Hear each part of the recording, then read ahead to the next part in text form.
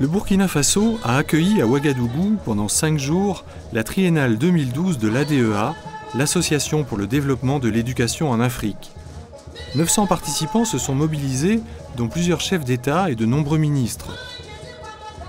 Décideurs, parties prenantes et acteurs de l'éducation sur le continent, ils sont tous conscients des défis majeurs à relever pour ancrer l'éducation dans le développement durable.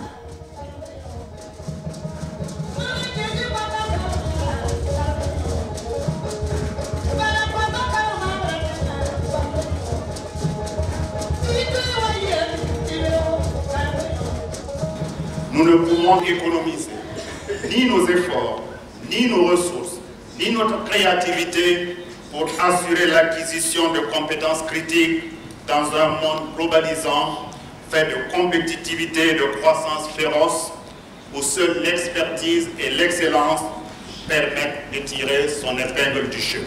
Je puis également vous assurer que l'Union africaine, tout en capitalisant les nombreuses réflexions, les résultats des recherches d'envergure, les innovations et expériences prouvées à l'échelle continentale de l'actif de l'ADEA, accordera une attention particulière aux conclusions des présentes assises en vue de mieux éclairer les décisions à prendre pour un avenir prospère. Je souhaite plein succès à vos travaux et déclare ouverte la triennale 2012 de l'éducation et de la formation en Afrique. Je vous remercie.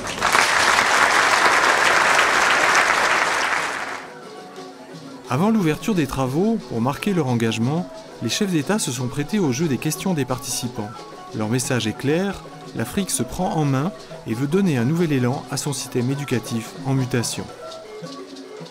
The main breakthrough is that we are moving from education, basic education and training, and we are really moving towards knowledge, skills, and training for sustainable development. This movement, however, it means that we are now talking about what do you do with the people that have been trained? How do they contribute to economic growth? So we are no longer talking only about education.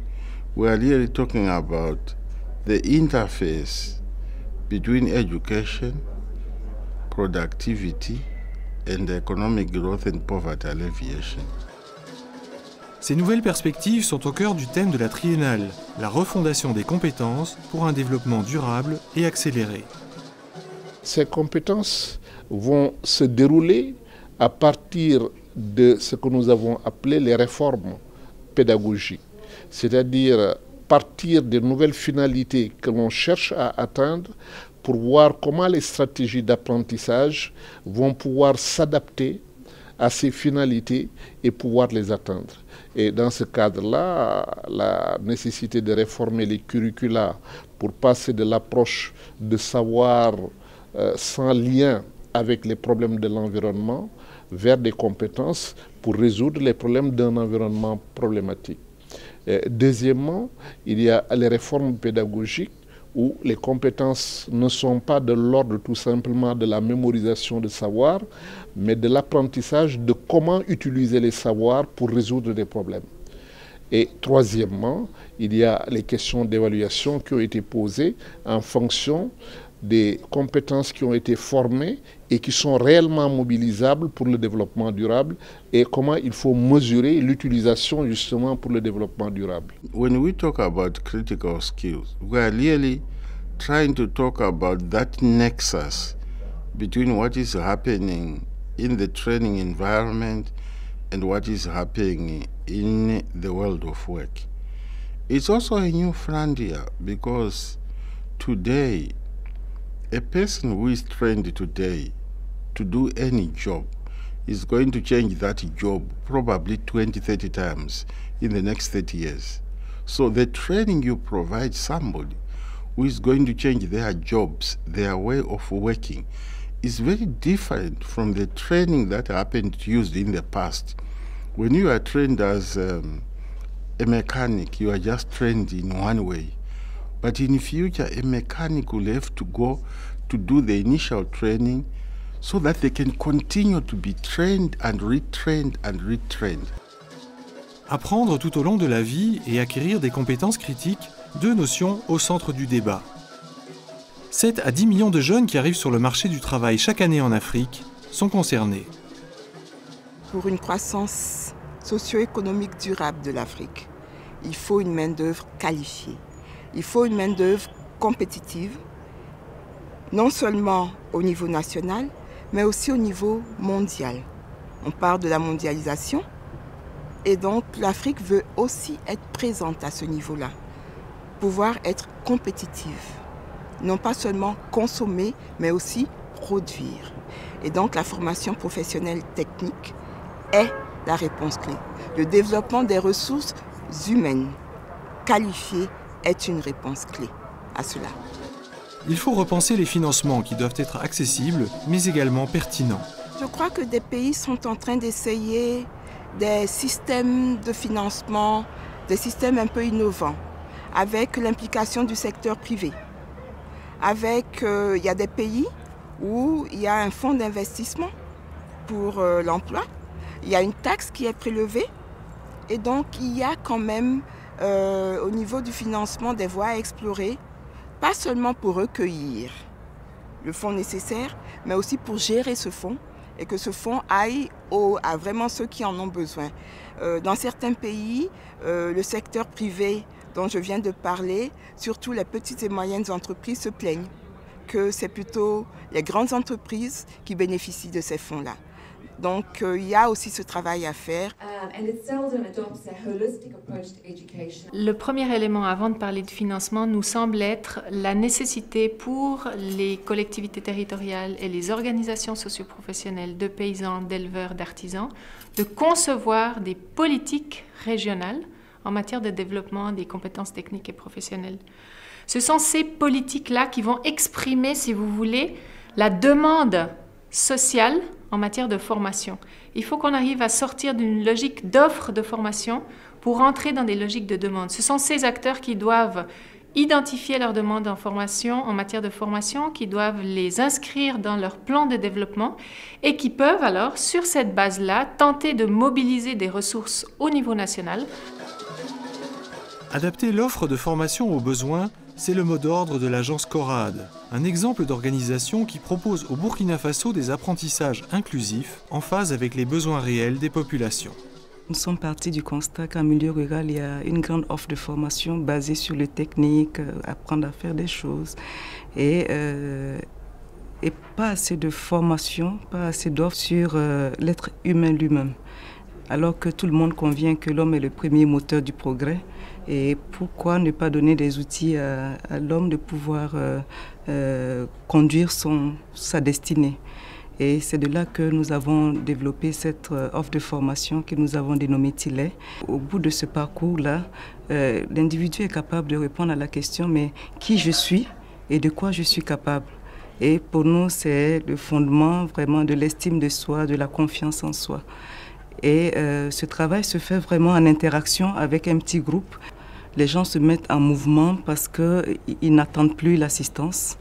Ils se disent, oui, je suis capable de faire ci, je suis capable de faire ça.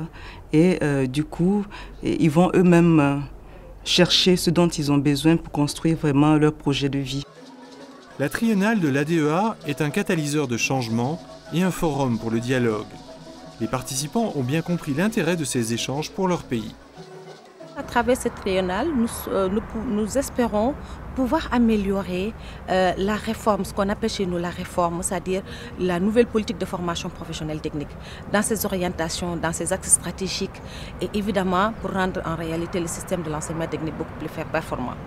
À travers cette triennale également, nous espérons pouvoir nouer des partenariats avec les pays, des partenariats dans le sens d'échange de pratiques et de bonnes pratiques et de pouvoir également capitaliser ce que font les autres pays et nous également de pouvoir donner ce que nous pensons être le mieux chez nous en matière de formation professionnelle et technique. Le développement des systèmes éducatifs en Afrique ne peut se concevoir sans un environnement propice. Ainsi, les questions de gouvernance, d'éthique et de valeurs doivent impérativement être prises en compte. L'éducation est d'abord vraiment une dimension qui porte les valeurs. C'est ça d'abord l'éducation. Je pense que chaque type d'éducation devrait être un espace qui permet justement de développer ces valeurs, parce que ce sont ces valeurs-là qui portent toute la société. Et donc pour nous, c'est une thématique et une problématique fondamentalement importante pour cette triennale. Et je crois que la triennale a innové en proposant justement cette perspective-là, parce qu'assez souvent, on pense qu'un être humain est fait surtout de chair, mais pas d'âme. Et on se leurre énormément, parce que l'âme est tout à fait déterminante aussi dans ce processus-là de développement d'un individu et donc d'un être humain. Nous disons l'éducation citoyenne et la responsabilité citoyenne. De plus en plus, nous sommes en train d'introduire ces notions-là au niveau, par exemple, des curricula, mais aussi au niveau du dialogue avec les familles, avec les parents, mais aussi au niveau de la société à travers, par exemple, la télévision, la radio, parce que c'est vraiment fondamental. En effet, comme l'ont souligné de nombreux intervenants, tirant les leçons du printemps arabe, le rôle des médias est crucial dans l'éducation des jeunes. There is a critical role media play into educating our citizens and trying to actually get them to participate into our different national development strategies. Of course, unfortunately, throughout the continent, when people think about media, it's very often about all the scandals, be them political or social or whatever it is. But that is not really, the role of media. That also starts by educating the media leaders themselves. Pour alimenter ses réflexions sur la refondation des systèmes éducatifs, la triennale de l'ADEA a invité la Corée du Sud, pays émergent dont la situation était similaire à celle de nombreux pays africains il y a 50 ans. We saw here all the Korean delegation, the determination of African people, the determination to get out of extreme poverty. Korea is a miserable country, very poor, nothing, but we made something. So Korea is a country that will make something out of nothing. Africa can do the same or better. The message is simple. If Korea can make it, Africa can make better than that. Quelle peut être la contribution de la diaspora, autre invité de la triennale ? Au même titre que le secteur privé, la diaspora est aujourd'hui considérée comme un acteur à part entière. I see myself as an African living in America, which means I connect very closely to my roots in the motherland. And as such, the fact that there was a Diaspora Day that allowed us to have a public forum, a public discussion about the ways in which we could leverage the skills in the diaspora, the historically black colleges and universities in the United States, to the benefit of the diaspora. And that means improving what goes on the continent and improving what goes on around the globe as it pertains to people of African descent. Impliquant tous les acteurs et partenaires, la réforme des systèmes éducatifs suppose une vision induite par des politiques et des programmes nationaux solides. What is required is to prioritize the visions and be able to fulfill, in the event of fulfilling education for all and the Millennium Development Goals by 2015, we must look beyond 2015 and see how to bring every country on board. First of all, to address the issue of access for the children to be in school. Secondly, to be able to address the issue of transition, so they're able to move from one level of the educational program, from the primary to the secondary level. And finally, to be able to integrate ICT in our learning experiences. These are all tools that we can use to full advantage. We can shorten the period of development in our countries by employing distant learning, virtual education, by also introducing the e-learning or the digital content in our schools. L'expérience du Rwanda, un ordinateur par enfant, est un exemple digne d'attention sur le continent. L'ordinateur par enfant, ça a été, disons, l'apport d'innovation de notre chef d'État, le président Paul Kagame. Lui, quand il s'est rendu aux États-Unis d'Amérique, au MIT, Massachusetts Institute of Science and Technology, il a dit pourquoi nos jeunes enfants ne peuvent-ils pas embarquer à ces nouvelles technologies de l'information. Alors de là, on a commencé à distribuer les ordinateurs portables à nos enfants. Maintenant, c'est un programme qui est très large et on a même des laboratoires scolaires où on installe même des serveurs à telle enseigne que dans un rayon de 1000 mètres, même la population locale sera connectée à l'Internet. Des outils informatiques pertinents, tels le tableau interactif, pourraient contribuer à l'accélération du développement de l'éducation. Le tableau interactif permet de montrer des tas de choses, des expériences en sciences et techniques de la vie, la reproduction, des tas de phénomènes. Il y a des petites séquences comme ça qui montrent, qui sont actives. Mais même pour l'apprentissage de la lecture, il y a des tas de logiciels qui sont très vivants. On clique, il y a un son, il y a l'écrit. Il y a... Bon, pour les gosses, c'est passionnant. Pour les coûts, tout ce que racontent les gens, ça va de 500 à 1000 euros. C'est-à-dire de 5 000 euros, c'est 600 000, donc de 300 000 à 600 000 maximum francs CFA. Et une classe, en gros, la construction d'une classe, ça coûte 5 millions. Donc, je veux dire, vraiment, ce n'est pas un coût faramineux. Ça peut se faire. Alors, c'est l'ordinateur, le vidéoprojecteur. Enfin, il y a différentes techniques, c'est égal. Voilà, je pense que ça porte énormément dans un manque de livres. De même, hier, j'ai rencontré les gens qui font de Rétis, un réseau éducation. Ils ont fait une petite tablette qui servirait de cartable, mais pour ici, c'est un truc énorme. Les gosses n'auraient pas seulement lourd, il n'y aurait plus de livres à acheter. Hein, on met dans, il y a juste la tablette pour toute la scolarité. Voilà le cartable qui va remplacer le gros cartable qu'on a enlevé. Voilà le cartable. Ça, c'est la page de calcul. Les réflexions sur le genre, la discrimination et la violence à l'école n'étaient pas absentes des débats de la triennale. La recherche sera un outil pour le plaidoyer en faveur de la promotion des femmes dans le développement durable.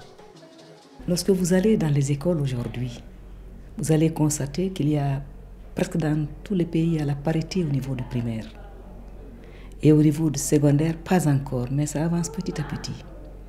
Et notre souhait à nous, c'est que tous les enfants aient accès, filles et garçons aient accès à l'enseignement élémentaire, à l'enseignement secondaire, et qu'ils puissent continuer soit dans l'enseignement technique et formation professionnelle, soit carrément vers l'université. À eux de choisir. Mais il faut qu'ils continuent leurs études, qu'ils puissent acquérir des compétences qui leur permettront plus tard d'être prêts pour un job et de réussir dans la vie.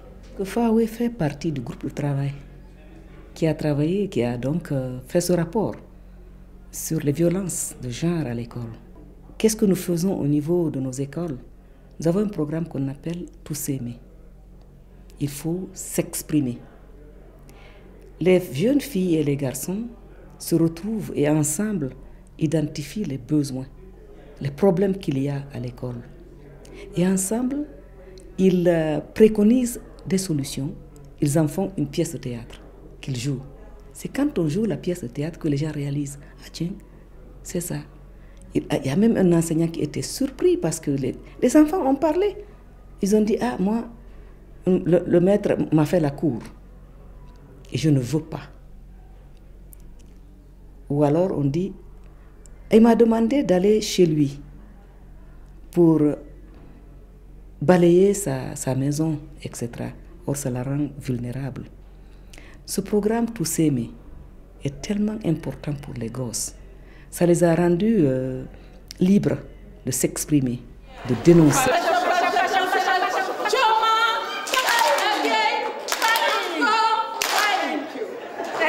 Il y a eu une réunion extraordinaire de l'ensemble des pays, de l'ensemble des partenaires de l'éducation et de la formation, impliquant tous les acteurs. Et c'est vraiment la première fois que ça arrive, donc les acteurs bien sûr de l'éducation et de la formation, au sens institutionnel, également le secteur privé, la société civile, les jeunes, la diaspora. Et donc on peut dire que pour la première fois, une rencontre de ce type rassemble tous ces acteurs et en fait des partenaires à part entière du système d'éducation et de formation. Lorsque on a on va dire des personnes qui peuvent prendre les décisions, les chefs d'État ou des ministres, des personnes bien placées pour nous écouter, ça c'est ce qui est intéressant à la triennale, c'est qu'on s'adresse directement à ces personnes-là et non par des emails ou des courriers ou qui parfois ils ne lisent jamais. Donc ce qui est bien, c'est qu'on a pu parler à ces gens-là. On a vraiment proposé, c'était pas très long, je vous le cache pas, mais quand même c'était réel. Ils étaient là, ils nous écoutaient, ils nous ont répondu. Un objectif très très important au-delà de la triennale est de profiter au maximum de l'engagement politique dont ont fait preuve les chefs d'État qui étaient à la cérémonie d'ouverture et qui veulent s'impliquer aussi dans le leadership du suivi des résultats de cette triennale. Parce que ce n'est pas tous les jours que nous avons des chefs d'État qui se mobilisent pour des conférences similaires. S'ils l'ont fait, c'est parce qu'ils accordent énormément d'importance au thème de la triennale, parce qu'ils y croient et ils veulent s'y engager personnellement. Acho que nós africanos todos, devemos olhar para os nossos sistemas educativos e caminhar cada vez mais no sentido de que a escola permita a aquisição de competências desenvolvimentistas. I'd love to be able to be in my own country and find that it's easy to go from primary education right through to university education. People have opportunities, and it would be nice to talk about, you know, not having access to education as a thing of the past, like I said yesterday, you know, just like a story you tell your children, oh, you know, a long time ago we didn't have education, but now we do. Yeah.